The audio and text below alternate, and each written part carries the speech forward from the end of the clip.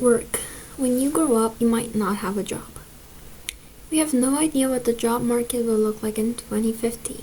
It is generally agreed that machine learning and robotics will change almost every line of work, from producing yogurt to teaching yoga.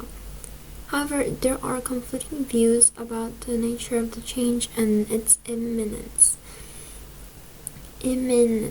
Some believe that within a mere decade or two, billions of people will become economically redundant. Others maintain that even in the long run, automation will keep generating new jobs and greater prosperity for all. So are we on the verge of a terrifying upheaval, or are such forecasts yet another example of ill-founded Luddite hysteria? It is hard to say. Fears that automation will create massive unemployment go back to the 19th century, and so far they have never materialized. Since the beginning of the Industrial Revolution, for every job lost to a machine, at least one new job was created, and the average standard of living has increased dramatically. Yet, there are good reasons to think that this time it is different and that machine learning will be a real game changer. Humans have two types of ability, physical and cognitive. In the past, machines competed with humans mainly in raw physical abilities, while humans retained an immense edge over machines in cognition. Therefore, as manual jobs in agriculture and industry were automated, new service jobs emerged that required the kind of cognitive skills only humans possessed: learning and analyzing, communicating, and above all, understanding human emotions. However, AI is now beginning to outperform humans in more and more of these skills, including in the understanding of human emotions. We don't know of any third field of activity beyond the physical and the cognitive where humans will always retain a secure edge. It is crucial to realize that the AI revolution is not just about computers getting faster and smarter. It is fueled by breakthroughs in the life sciences and the social sciences as well. The better we understand the biochemical mechanisms that underpin human emotions, desires, and choices, the better computers can become in analyzing human behavior, predicting human decisions, and replacing human drivers, bankers, and lawyers. In the last few decades, research in areas such as neuroscience and behavioral economics allowed scientists to hack humans, and in particular to gain a much better understanding of how humans make decisions. It turns out that our choices of everything from food to mates result not from some mysterious free will, but rather from billions of neurons calculating probabilities within a split second. Vaunted human intuition is in reality pattern recognition. Good drivers, bankers, and lawyers don't have magical intuitions about traffic, investments, or negotiation. Rather, by recognizing recurring patterns, they spot and try to avoid careless pedestrians, inept borrowers, and sly crooks. It also turns out that the biochemical algorithms of the human brains are far from perfect. They rely on heuristics, shortcuts, and outdated circuits adapted to the African savanna rather than to the urban jungle. No wonder that even good drivers, bankers, and lawyers sometimes make stupid mistakes. This means that AI can outperform humans even in tasks that supposedly demand intuition. If you think AI needs to compete against the human soul in terms of mystical hunches, the task sounds impossible, but if AI really needs to compete against neural networks in calculating probabilities and recognizing patterns, that sounds far less daunting. In particular, AI can be better at jobs that demand intuition about other people. Many lines of work, such as driving a vehicle in a street full of pedestrians, lending money to strangers, and negotiating a business deal, require the ability to correctly assess the emotions and desires of others. Is that kid about to run into the road? Does the man in the suit intend to take my money and disappear? Will that lawyer act upon his threats, or is he just bluffing? As long as it was thought that such emotions and desires were generated by an immaterial spirit, it seemed obvious that computers would never be able to replace human drivers, bankers, and lawyers. For how could a computer understand the divinely created human spirit? Yet if these emotions and desires are in fact no more than biochemical algorithms, there is no reason computers cannot decipher these algorithms and do so far better than any Homo sapiens. A driver predicting the intentions of a pedestrian, a banker assessing the credibility of a potential borrower, and a lawyer gauging the mood at the negotiating table don't rely on witchcraft. Rather, unbeknownst to them, their brains are recognizing biochemical patterns by analyzing facial expressions, tones of voice, hand movements, and even body odors. An AI equipped with the right sensors could do all that far more accurately and reliably than a human. For this reason, the threat of job loss does not result merely from the rise of infotech.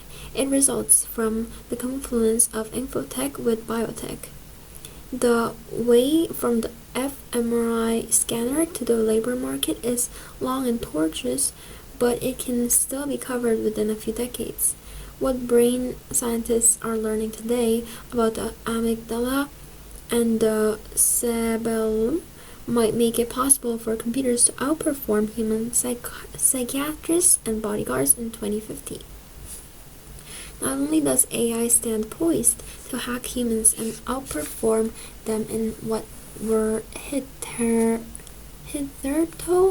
uniquely human skills, but it also enjoys uniquely non-human abilities, which makes the difference between AI and a human worker one of a kind rather than merely of degree. Two particularly important non-human abilities that AI possesses are connectivity and updatability. Since humans are individuals, it is difficult to connect them to one another and to make sure that they are all up to date. In contrast, computers aren't individuals, and it is easy to integrate them into a single flexible network. What we are facing is not the replacement of millions of individual human workers by millions of individual robots and computers. Rather,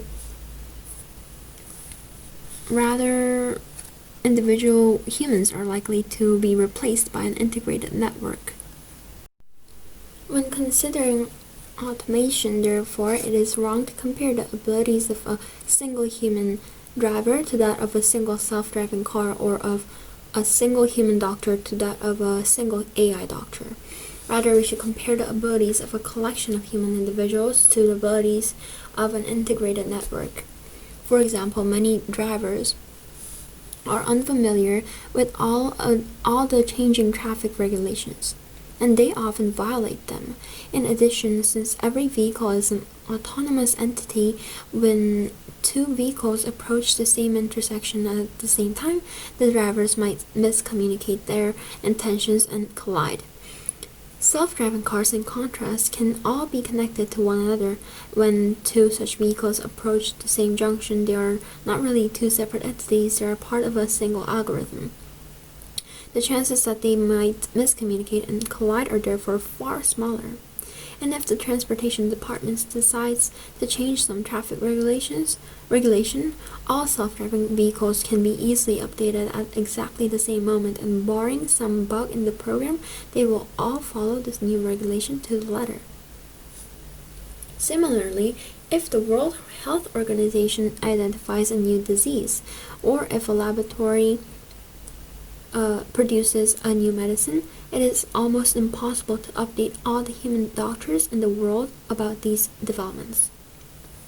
In contrast, even if you have 10 billion AI doctors in the world, each monitoring the health of a single human being, you can still update all of them within a split second, and they can all communicate to each other their feedback on the new disease or medicine.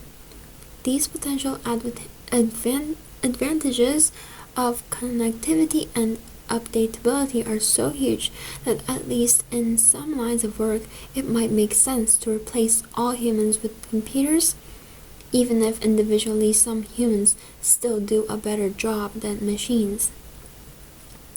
You might object that by switching from individual humans to a computer network, we will lose the advantages of individuality. For example, if one human doctor makes a wrong judgment, he does not kill all the patients in the world, and he does not block the development of all new medications. In contrast, if all doctors are really just a single system, and that system makes a mistake, the results might be catastrophic.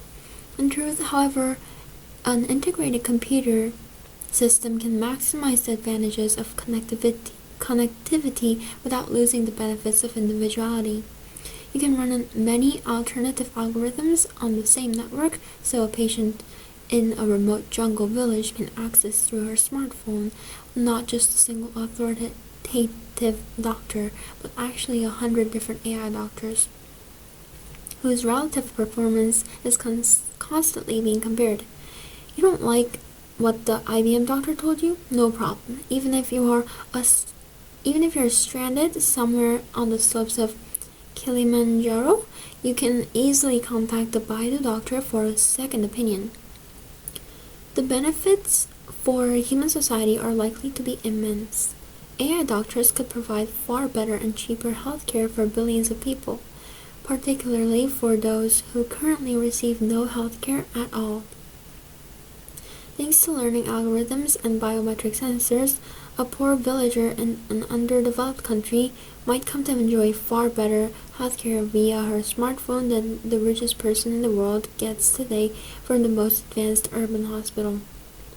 Similarly, self-driving vehicles could provide people with much better transportation services and in particular reduce mortality from traffic accidents. Today, close to 1.25 million people are killed annually in traffic accidents, twice the number killed by war, crime, and terrorism combined. More than 90% of these accidents are caused by very human errors. Somebody drinking alcohol and driving, somebody texting a message while driving, somebody falling asleep at the wheel, somebody daydreaming instead of paying attention to the road. The National Highway Traffic Safety Administration estimated in 2012 that 31% of fatal crashes in the United States involved alcohol abuse. 30% involved speeding and 21% involved distracted drivers. Self-driving vehicles will never do any of these things, though they suffer from their own problems and limitations, and though some accidents are inevitable, replacing all human drivers by computers is expected to reduce deaths and injuries on the road by about 90%. In other words, switching to autonomous vehicles is likely to save the lives of 1 million people every year. It would therefore be madness to block automation in fields such as transport and healthcare just in order to protect human jobs. After all, what we ultimately ought to protect is humans, not jobs. Displaced drivers and doctors will just have to find something else to do.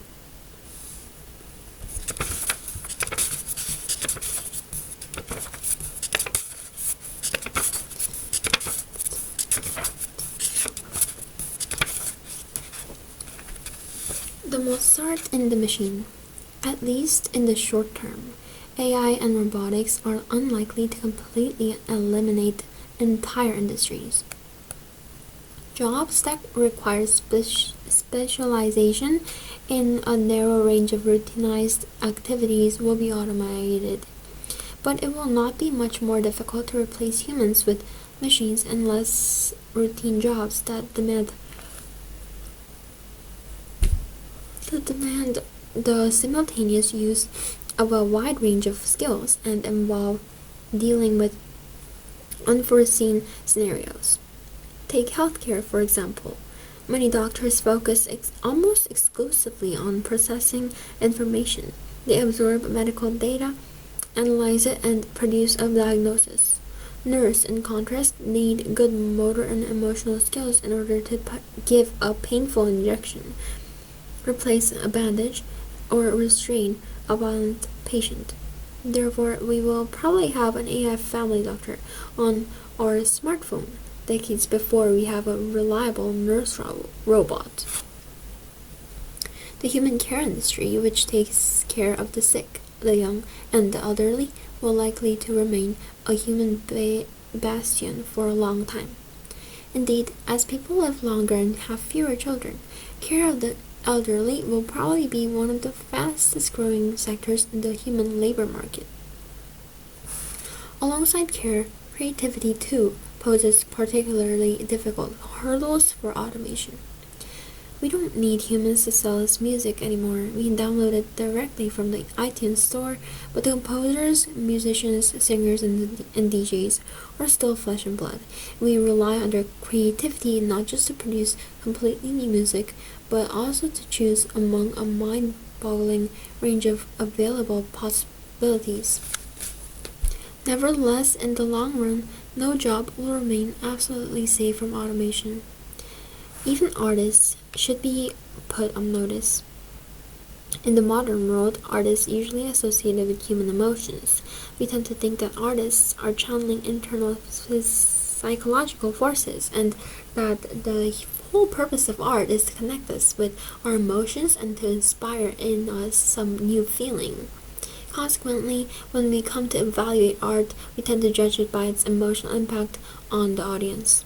Yet, if art is defined by human emotions, what might happen once external algorithms are able to understand and manipulate human emotions better than Shakespeare, Frida Kahlo, or Beyonce? After all, emotions are not some mystical phenomenon.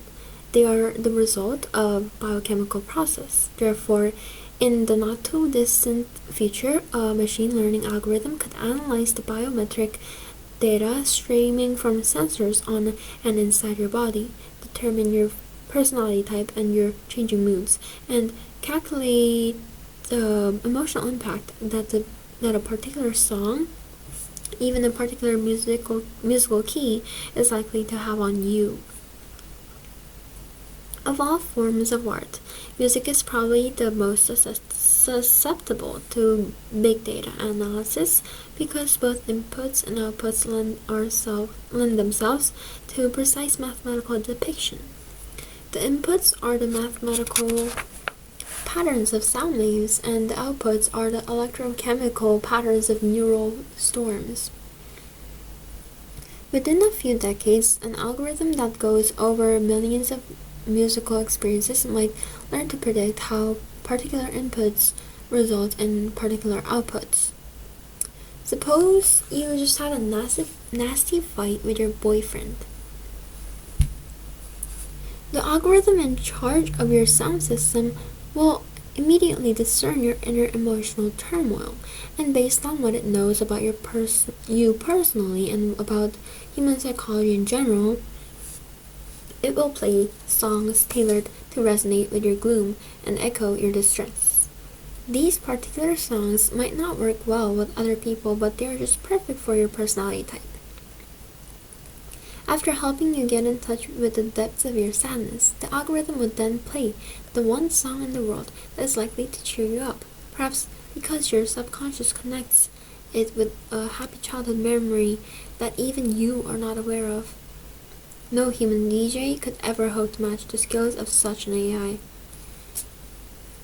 You might object that the AI would thereby kill serendipity and lock us inside a narrow musical cocoon woven by our previous likes and dislikes. What about exploring new musical tastes and styles? No problem. You could easily adjust the algorithm to make 5% of its choices completely at random, unexpectedly throwing at you a recording of an Indonesian gamelan ensemble, a Rossini opera, or the latest K-pop hit. Over time, by monitoring your reactions, the AI could even determine the ideal level of randomness that will optimize exploration while avoiding annoyance, perhaps lowering its serendipity level to 3% or raising it to 8%. Another possible objection is that it is unclear how the algorithm could establish its emotional goal. If you just fought with your boyfriend, should the algorithm aim to make you sad or joyful? Would it blindly adhere to a rigid set of good and bad emotions? Maybe there are times in life when it's good to feel sad. The same question, of course, could be directed at human musicians and DJs, yet with an algorithm, there are many interesting solutions to this puzzle. One option is to just leave it to the customer. You can evaluate your emotions whichever way you like, and the algorithm will follow your dictates. Whether you want to wallow in self-pity or jump for joy, the algorithm will slavishly follow your lead. Indeed, the algorithm may learn to recognize your wishes even without you being explicitly aware of them. Alternatively, if you don't trust yourself, you might instruct the algorithm to follow the recommendation of whichever eminent psychologist you do trust. If your boyfriend eventually dumps you, the algorithm may walk you through the official 5 stages of grief. First, helping you deny what happened by playing Bobby McFerrin's Don't Worry, Be Happy. Then whipping up your anger with Alanis Morissette's You Oughta Know. Encouraging you to bargain with Jacques Brel's Ne Me Quitte Pas and Paul Young's Come Back and Stay.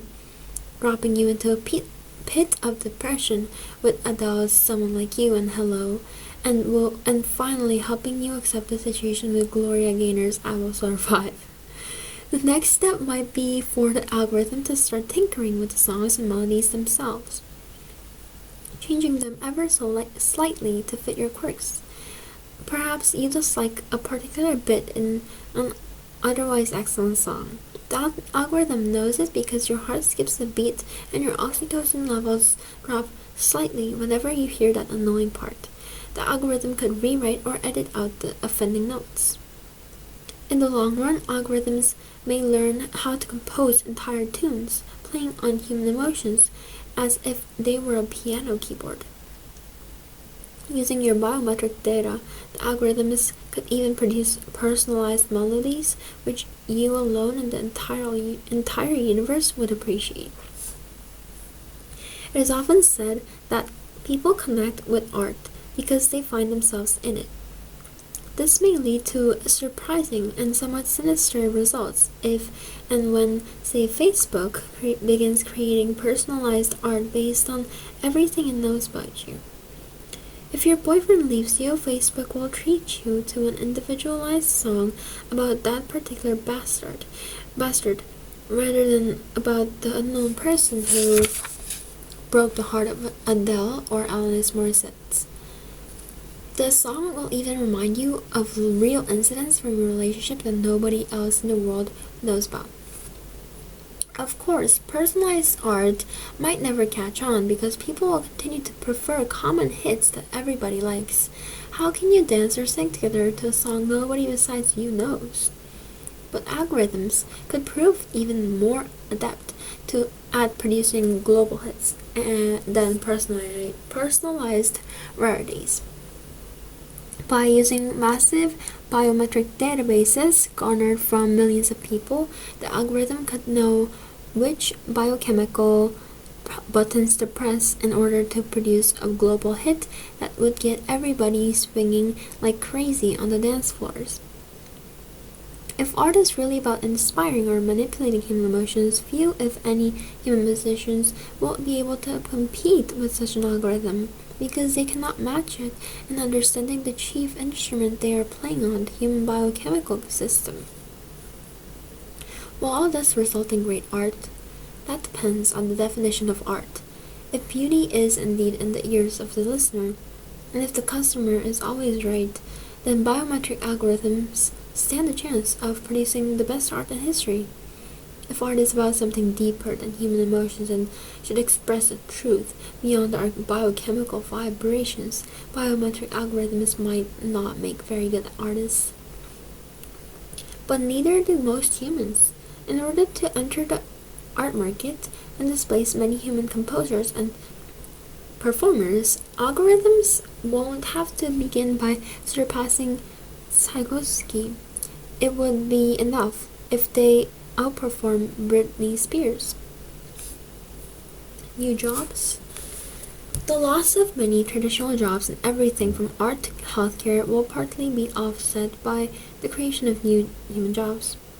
Primary care doctors who focus on diagnosing known diseases and administering familiar treatments will probably be replaced by AI doctors.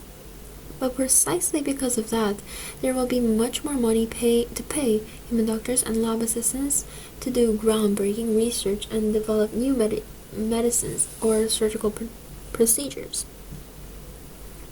AI might help create new human jobs in another way. Instead of humans competing with AI, they could focus on servicing and leveraging AI. For example, the replacement of human pilots by drones has eliminated some jobs but created many new opportunities in maintenance, remote control, data analysis, and cybersecurity. The U.S. Armed Forces need 30 people to operate every unmanned Predator of Reaper drone flying over Syria, while analyzing the resulting harvest of information occupies at least 80 people more. In 2015, the U.S. Air Force lacked sufficient trained humans to fill all these positions and therefore faced an ironic crisis in manning its unmanned aircraft. If so, the job market of 2050 might well be characterized by human-AI cooperation rather than competition. In fields ranging from policy to banking, teams of human plus AIs could outperform both humans and computers.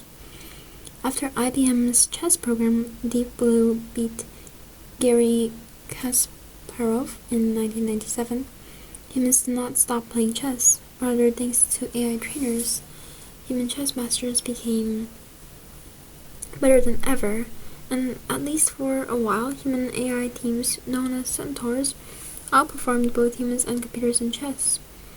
AI might similarly help groom the best detectives, bankers, and soldiers in history.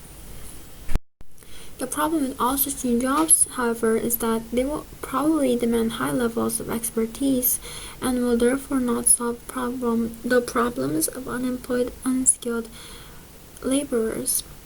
Creating new human jobs might prove easier than retraining humans to actually fill these jobs. During previous waves of automation, people could usually switch from one routine, low-skill job to another. In 1920, a farm worker laid off due to the mechanization of agriculture. Agriculture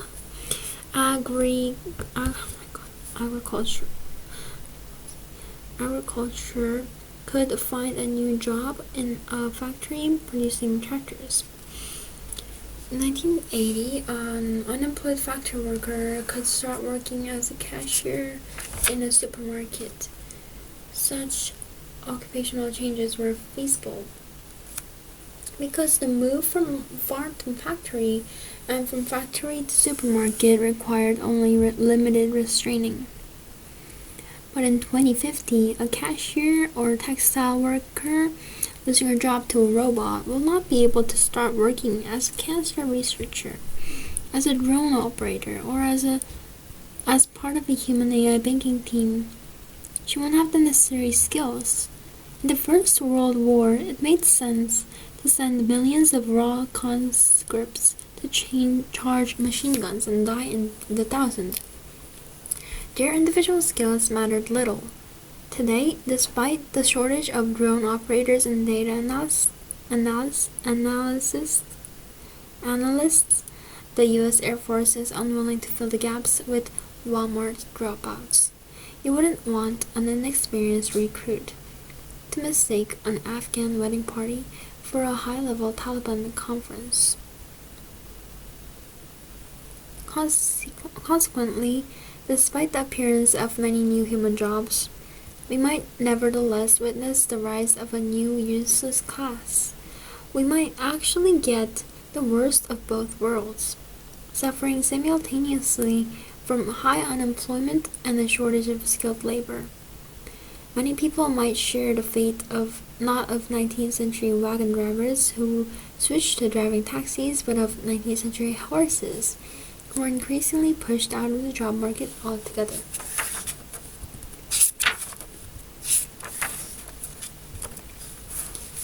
In addition to no remaining human job will ever be safe from the threat of future automation, because machine learning and robotics will continue to improve.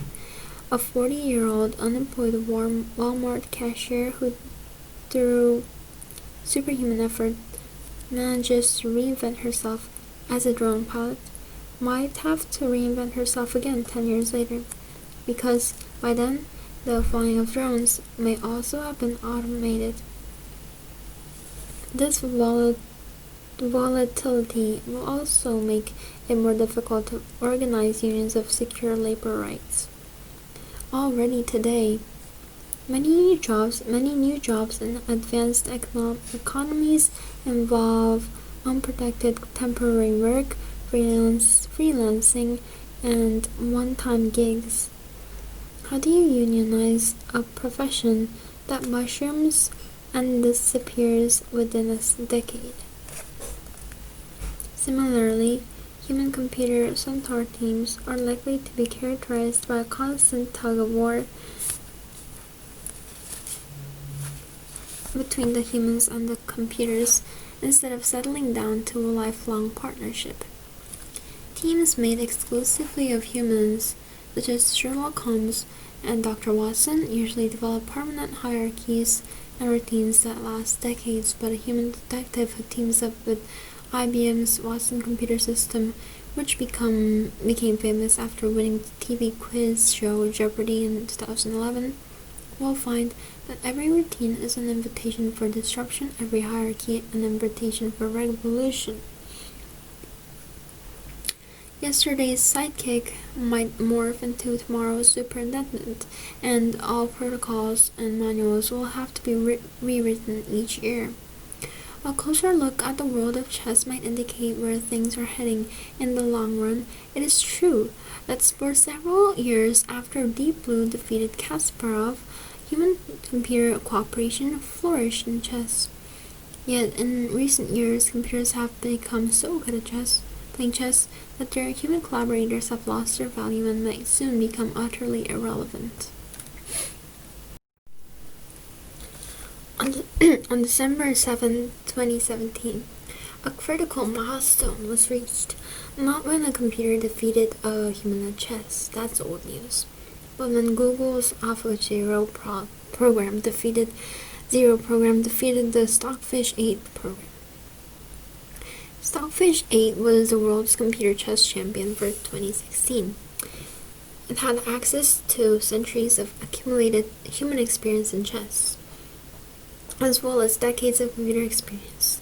It was able to calculate 70 million chess positions per second.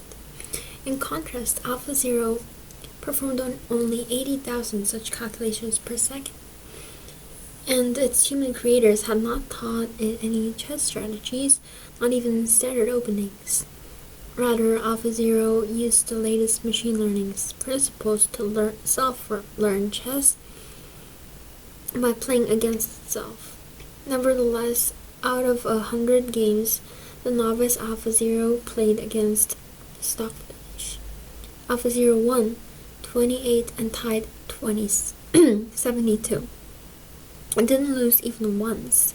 Since AlphaZero had learned nothing from any human, many of its winning moves and strategies seemed unconventional to the human eye. They may well be considered creative, if not downright genius. Can you guess how long it took AlphaZero to learn chess from scratch, prepare for the match against Stockfish, and develop its genius and instincts? 4 hours. That's not typo. 4 centuries. For centuries, chess was considered one of the crowning glories of human intelligence. AlphaZero went from utter ignorance to creative mastery in 4 hours without the help of any human guide. AlphaZero is not the only imaginative software out there. Many programs now routinely outperform human chess players, not just in brute calculation but even in creativity.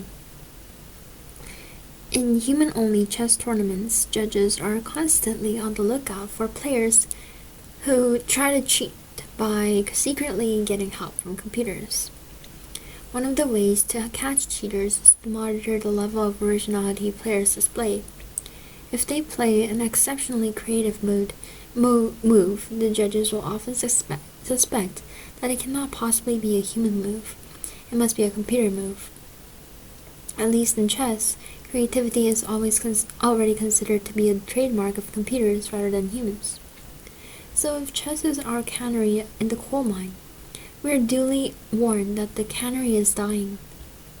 What is happening today in human AI chess teams might happen down the road to human AI teams in policing, medicine, and banking too.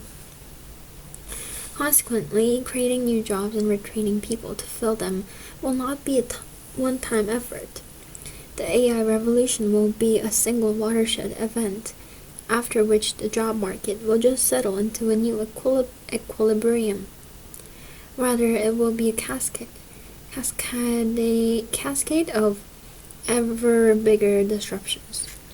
Already today, few employees expect to work in the same job for their entire life.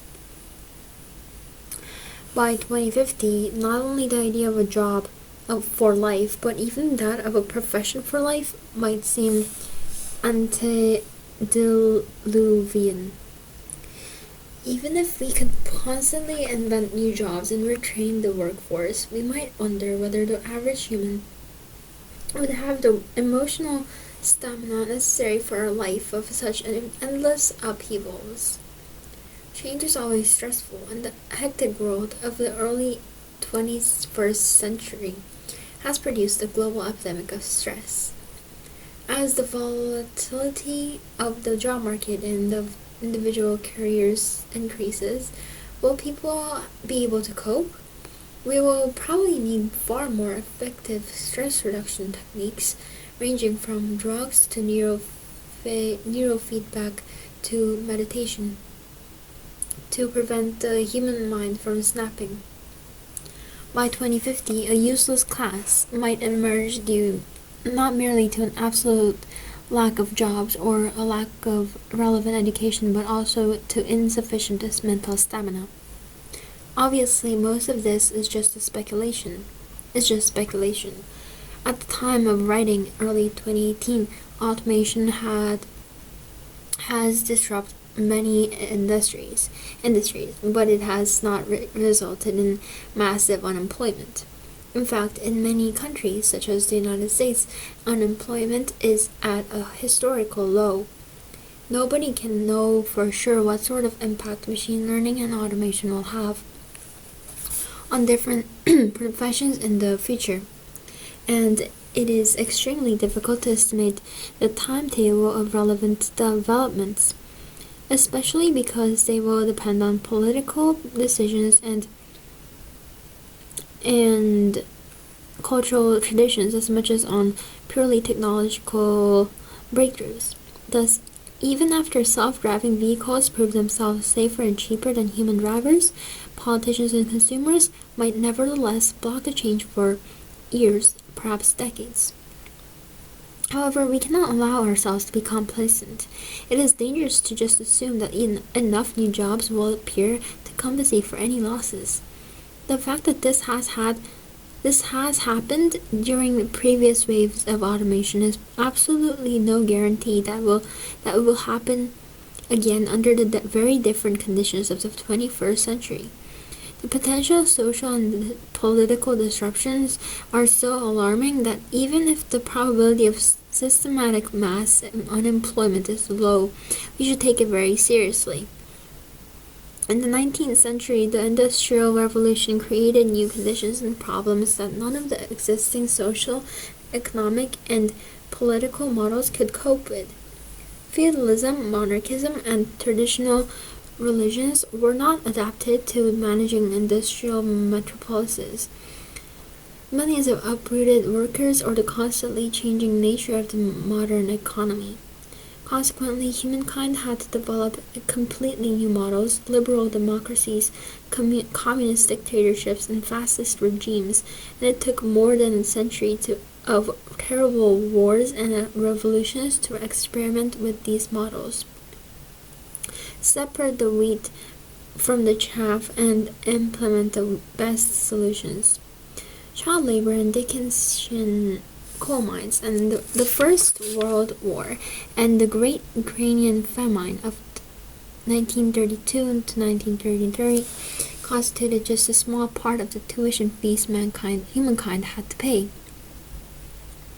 The challenge posed to humankind in the 21st century by infotech and biotech is arguably much bigger than the challenge posed in the previous era by steam engines, railroads, and electricity. And given the immense destructive power of our civilization, we just cannot afford more failed models, world wars, and bloody revolutions.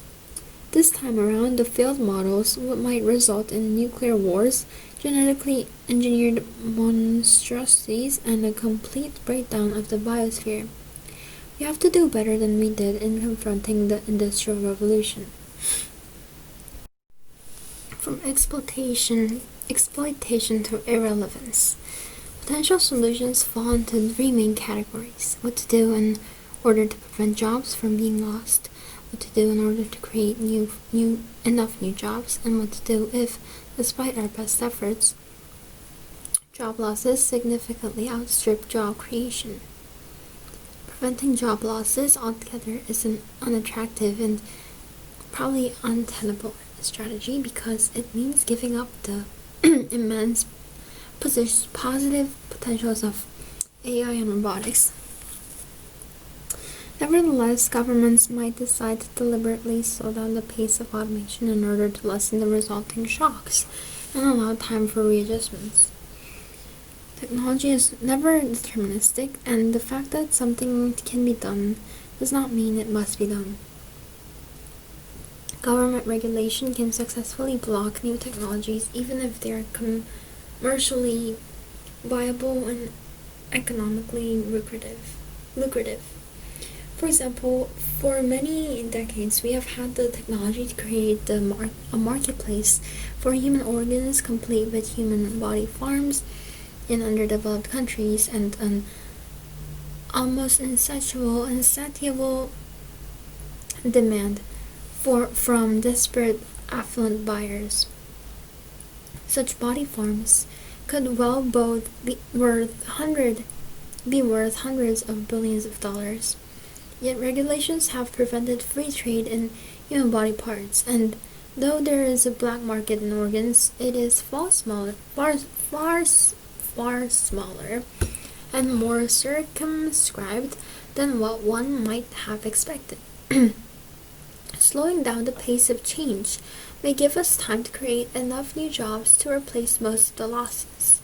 Yet, as noted earlier, economic entrepreneurship will have to be accompanied by a revolution in education and psychology. Assuming that the new jobs won't be just government sinecures, they will probably demand high levels of expertise. And as AI continues to improve, human employees will need to repeatedly learn new skills and change their profession. Governments will have to step in, both by subsidizing a lifelong education sector and by providing a safety net for the inevitable periods of transition. If a 40-year-old former drone pilot takes 3 years to reinvent herself as a designer of virtual worlds, she may well need a lot of government help to sustain herself and her family during that time. This kind of scheme is currently being pioneered in Scandinavia, where governments follow the motto "protect workers, not jobs." Yet even if enough government help were forthcoming, it is far from clear that billions of people would be able to repeatedly reinvent themselves without losing their mental balance. For this reason, if despite all our efforts a significant percentage of humankind is pushed out of the job market, we would have to explore new models for post-work societies, post-work economies, and post-work politics. The first job is to honestly acknowledge that the social, economic, and political models we have inherited from the past are inadequate for dealing with such a challenge. Take, for example, communism. As automation threatens to shake the capitalist system to its foundation, one might suppose that communism would make a comeback. But communism was not built to exploit that kind of crisis. 20th century communism assumed that the working class was vital for the economy, and the communist thinkers tried to teach the proletariat how to translate its immense economic power into political clout. The communist political plan called for a working class revolution. How relevant will these teachings be if the masses lose their economic value and therefore need to struggle against irrelevance rather than against exploitation? How do you start a working class revolution without a working class? Some might argue that humans could never become economically irrelevant, because even if they cannot compete with AI in the workplace, they will always be needed as consumers. However, it is far from certain that the future economy will need us even as consumers. Machines and computers could do that too. Theoretically, you can have an economy in which a mining corporation produces and sells iron to a robotics corporation, and the robotics corporation produces and sells robots to the mining corporation, which mines more iron, which is used to produce more robots, and so on. These corporations can grow and expand to the far reaches of the galaxy, and all they need are robots and computers. They don't even need humans to buy their products. In fact, today computers and algorithms are already beginning to function as clients in addition to being producers. In the stock exchange, for example, algorithms are becoming the most important buyers of bonds, shares, and commodities. Similarly, in the advertising business, the most important customer of all is an algorithm, the Google search algorithm. When people design web pages, they often cater to the taste of the Google search algorithm rather than to the taste of any human being. Algorithms obviously have no consciousness, so unlike human consumers, they cannot enjoy what they buy, and their decisions are not shaped by sensations and emotions. The Google search algorithm cannot taste ice cream. However, algorithms select things based on their internal calculations and built-in preferences, and these preferences increasingly shape our world. The Google search algorithm has a very sophisticated taste when it comes to ranking the web pages of ice cream vendors. And the most successful ice cream vendor in the world are those that the Google algorithm ranks first, not those that produce the tastiest ice cream. I know this from personal experience. When I publish a book, my publishers ask me to write a short description that they use for publicity online. But they have a special expert who adapts what I write to the taste of a Google algorithm.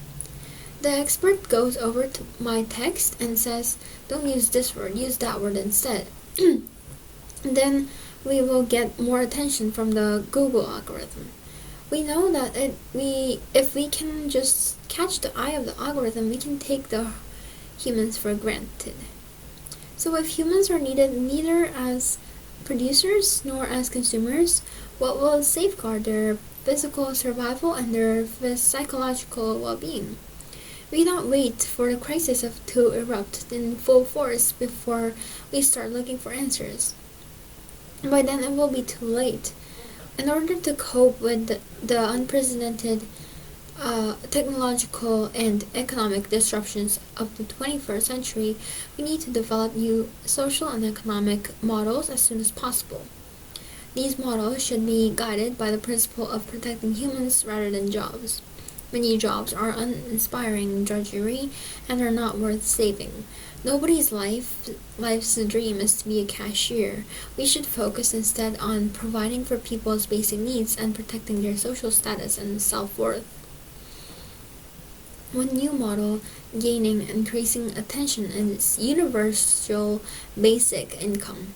UBI proposes that governments tax the billionaires and corporations controlling the algorithm and robots and use that money to provide every person with a generous stipend covering his or her basic needs. This will cushion the poor against job loss and economic dislocation, while protecting the rich from populist rage. A related idea proposes to widen the range of human activities that are considered to be jobs. At present, billions of parents take care of children. Neighbors look after one another, and citizens organize communities without any of these valuable activities being recognized as jobs. Maybe we need to flip a switch in our minds and realize that taking care of a child is arguably the most important and challenging job in the world. If so, there won't be a shortage of work, even if computers and robots replace all the drivers, bankers, and lawyers. The question, of course, is who would evaluate and pay for these newly recognized jobs. Assuming that 6-month-old babies will not pay a salary to their mothers, the government will probably have to take this expense upon itself. Assuming, too, that we would want these salaries to cover all of us families' basic needs, the end result will be something that is not very different from universal basic income. Alternatively, governments could subsidize universal basic services rather than income. Instead of giving money to people who then shop around for whatever they want, the government might subsidize free education, free healthcare, free transportation, and so forth. This is in fact a utopian vision of communism. Though the communist plan is to start a working class revolution might well become outdated, perhaps we should still aim to realize the communist goal by other means. It is debatable whether it is better to provide people with universal basic income, the capitalist paradise, or universal basic services, the communist paradise. Both options have advantages and drawbacks. But no matter which paradise you choose, the real problem is in defining what universal and basic actually mean. So what is universal and what is basic? What is universal? When people speak about universal basic support, whether in the shape of income or services, they usually mean national basic support. Until now, all UBI initiatives have been strictly national or municipal. In January 2017, Finland began a 2-year experiment providing 2,000 unemployed Finns with €560 a month, irrespective of whether they found work or not. Similar experiments are underway in the Canadian province of Ontario, in the Italian city of Livorno, and in several Dutch cities. In 2016, Switzerland held a referendum on instituting a national basic income scheme, but voters rejected the idea.